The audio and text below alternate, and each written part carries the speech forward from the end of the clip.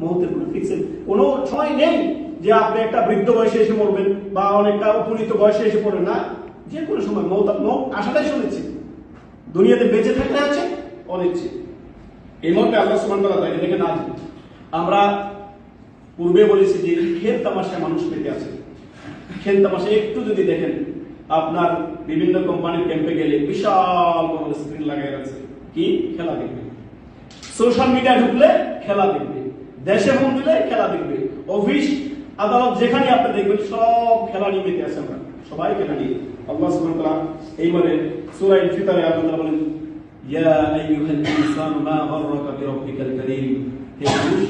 হে মানুষ, কোন সে বিষয়, হে মানুষ বলো তোমাকে কোন সে বিষয় তোমার রব সম্পর্কে দাঁড়িয়ে রাখছে, কোন সে বিষয় তোমায় ধোঁকা ফেলেছে তোমার রব সম্পর্কে, তুমি তোমার রবকে ভুলে গেছো।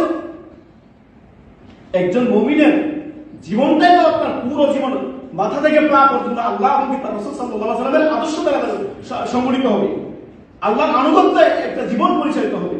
আর সেখানে আমরা আপনার রাত ভর, গতকাল একটি ইউনিভার্সিটি দেখলাম ক্যাম্পাস, হাজার হাজার লক্ষ লক্ষ মুসলিম নরনারী যুবক যুবতীরা এই খেলায়, এই মেলার খেলায় ডুবে আছে।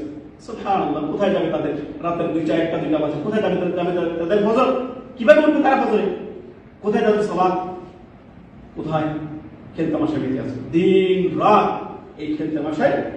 অথচ আল্লাহ বলছেন, ইয়া আইয়ুহাল ইনসানু মা গাররাকা বিরাব্বিকাল কারীম। কোন সে বিষয়, কোন সে বস্তু তোমার রবকে ভুলিয়ে রাখতেছে, তুমি তোমার রবকে ভুলে আছো। সুবহানাল্লাহ।